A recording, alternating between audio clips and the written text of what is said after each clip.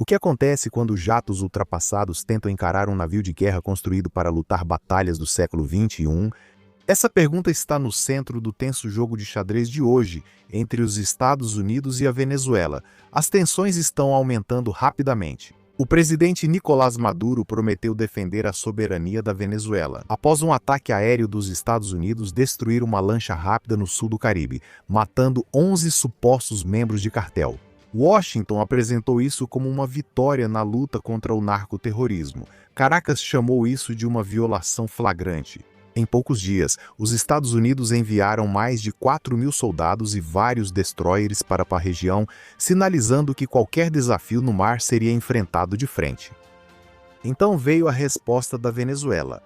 2 de seus antigos F-16 Fighting Falcons passaram voando baixo sobre as ondas e cortaram a proa do USS Jason Dunham, um destroyer classe Arleigh Burke, repleto de sensores e mísseis. O Pentágono não poupou palavras classificando a manobra como altamente provocativa.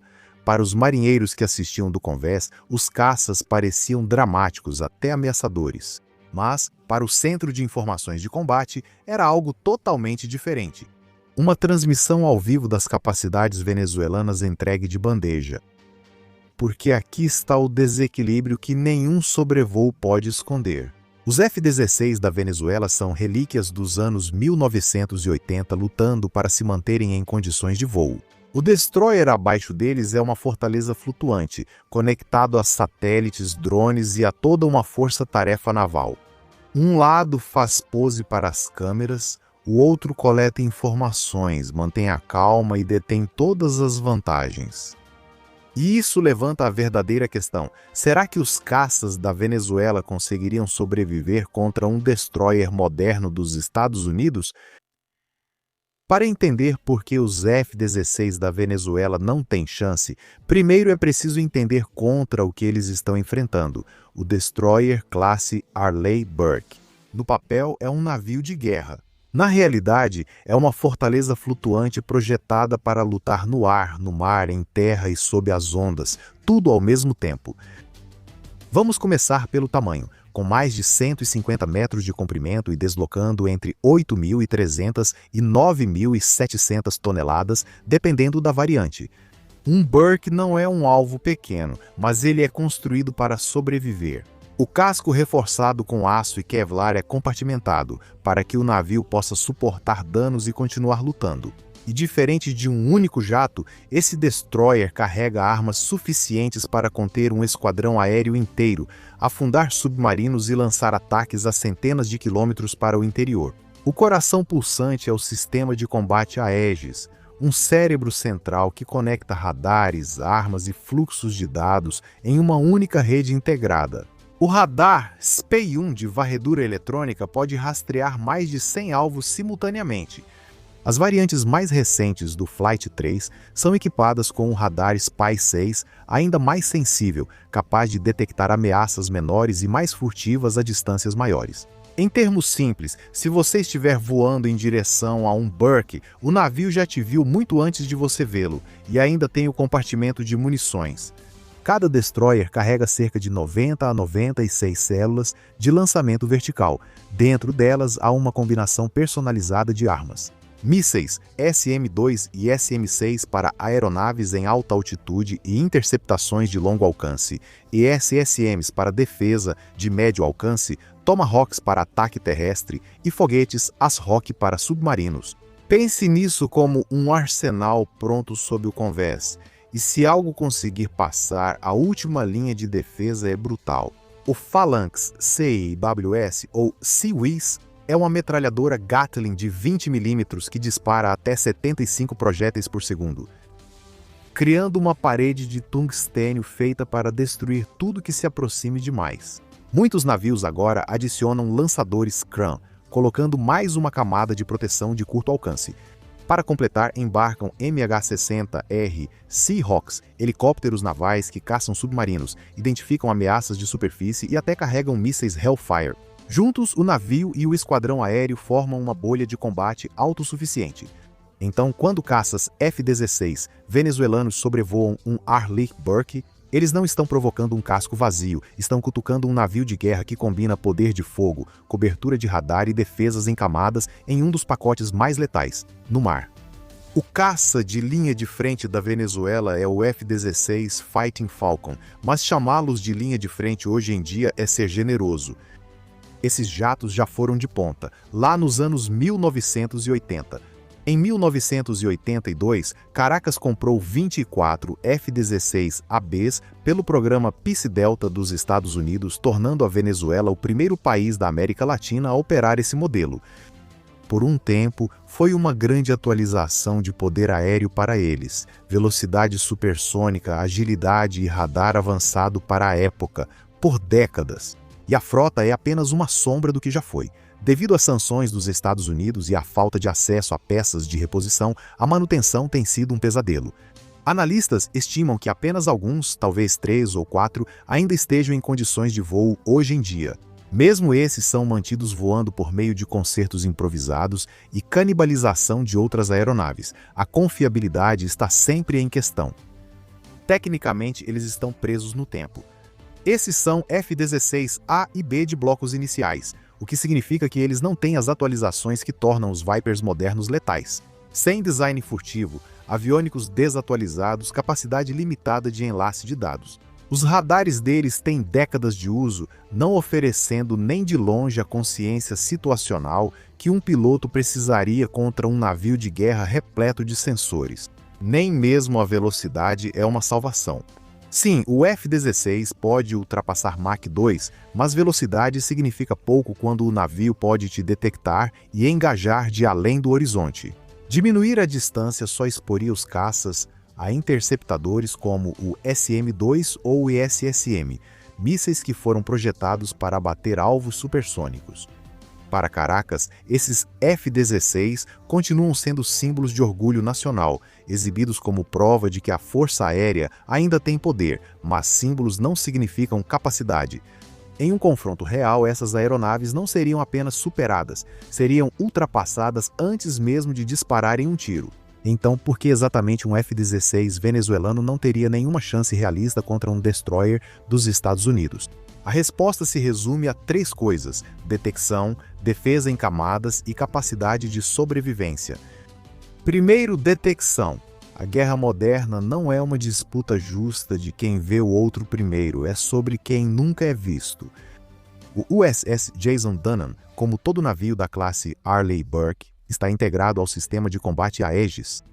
Seu radar Spy-1 faz varredura em 360 graus, rastreando bem mais de 100 contatos ao mesmo tempo, de jatos em alta altitude a mísseis voando rente ao mar. E nos navios mais novos, o Spy-6 vai ainda mais longe, detectando alvos menores e mais furtivos a distâncias maiores.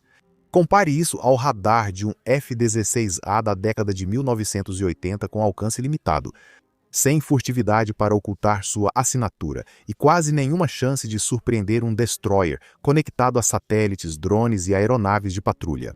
Muito antes do piloto venezuelano sequer se aproximar, o navio já sabe exatamente onde eles estão, sua velocidade, sua altitude e sua direção. O segundo é a defesa em camadas. Um Arleigh Burke não depende de uma única arma. O engajamento se inicia à distância com mísseis SM-2 ou SM-6 interceptadores rápidos e de alta altitude capazes de destruir uma aeronave antes que ela se aproxime para atacar. Se um jato de alguma forma se aproximar mais, o navio passa a usar os mísseis Sea Sparrow, evoluídos, ou ISSMs, projetados para interceptar ameaças manobrando a média distância. Se algo conseguir passar por isso, o Phalanx Sea-Whiz dispara 75 projéteis de tungstênio por segundo contra o alvo. Muitos navios agora têm lançadores Serram, pequenas baterias de mísseis para abater alvos próximos. Cada camada ganha tempo, reduz as opções e multiplica o risco para qualquer atacante. Terceiro, os contra-torpedeiros de sobrevivência são feitos para resistir a impactos e seguir lutando. São compartimentalizados, blindados e equipados com sistemas de combate a incêndio e controle de danos que os caças não conseguem igualar. Um F-16 é uma única estrutura, um míssil, uma rajada de fogo do Sea-Whiz e ele se vai. O desequilíbrio é óbvio, um lado tem profundidade e redundância, o outro não, mas também existe o fator tático aqui. um destroyer não luta sozinho, mesmo sendo grande. Se os pilotos venezuelanos achavam que estavam enfrentando apenas o Jason Dunham, bem, a realidade é muito mais dura. Esse navio está conectado a uma força-tarefa, outros destroyers, cruzadores, aeronaves de patrulha e até caças furtivos. Reposicionados em Porto Rico, os F-16 não estão apenas voando contra um radar, eles estão voando contra uma rede inteira. Em resumo, velocidade e ousadia significam pouco. Quando seu oponente vê você chegando além do horizonte, cria camadas de defesa ao seu redor e pode tirá-lo da luta com um simples apertar de botão. É por isso que a vantagem não está apenas com o destruidor, ela é esmagadora. Em 4 de setembro, esses impasses tensos entre Washington e Caracas passaram dos discursos para o mar aberto. Às 14h30 horário local, 2 F-16 venezuelanos sobrevoaram baixo o Caribe, virando diretamente em direção ao Dunham. Para os observadores, parecia uma típica demonstração de força, uma exibição para intimidar a tripulação americana.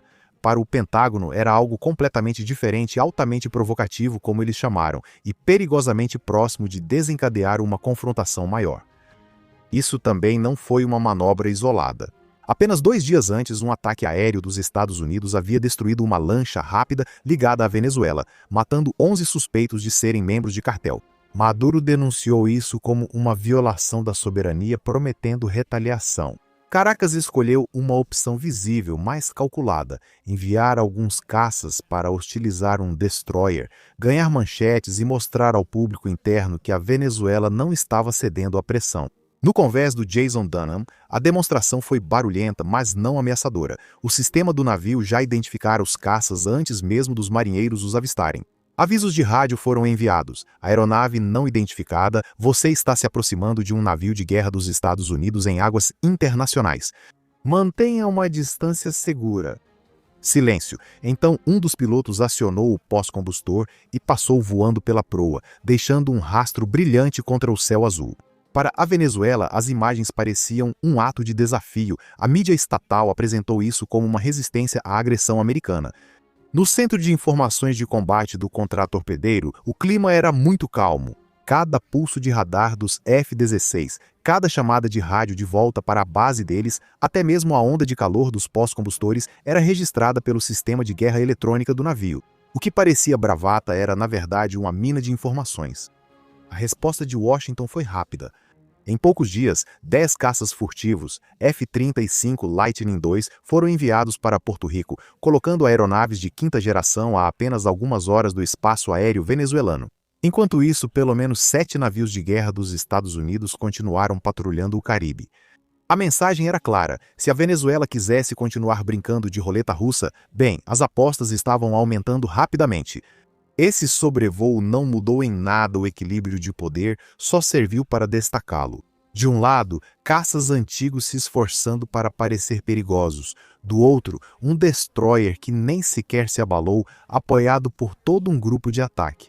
O risco nunca foi a Venezuela afundar um navio de guerra dos Estados Unidos, e sim que um passo em falso transformasse uma demonstração em uma guerra de verdade. No final, o confronto nunca foi justo. Os F-16 da Venezuela, relíquias da Guerra Fria, podem até parecer impressionantes voando rente às ondas, mas contra um destroyer dos Estados Unidos, eles estão completamente ultrapassados. Um Arleigh Burke não é apenas um navio, é uma fortaleza conectada a uma frota com camadas de defesa projetadas para eliminar ameaças como essa muito antes de chegarem perto. Então a pergunta é simples: o sobrevoo da Venezuela foi realmente um ato ousado de desafio ou apenas um erro de cálculo perigoso? Se você estivesse no convés daquele destroyer, vendo 2 jatos supersônicos passando por cima, você veria isso como uma ameaça ou como um blefe? Quero saber sua opinião nos comentários. Obrigado por acompanhar a análise. Se gostou, curta, inscreva-se e compartilhe com quem aprecia histórias militares reais. E olha, se você quiser ir além e apoiar nosso canal diretamente, por favor, junte-se à frota. Você receberá distintivos de fidelidade, respostas prioritárias e nos ajudará a revelar mais histórias marítimas reais. Basta clicar em juntar-se no nosso canal e vir com a gente. Porque, no fim das contas, os F-16 da Venezuela não intimidaram em nada a Marinha dos Estados Unidos, eles só entregaram informações de graça. E sabe, se você vai brincar de jogo da galinha com um destroyer, é melhor estar pronto para a resposta, porque o navio nem vai piscar. Te vejo na próxima.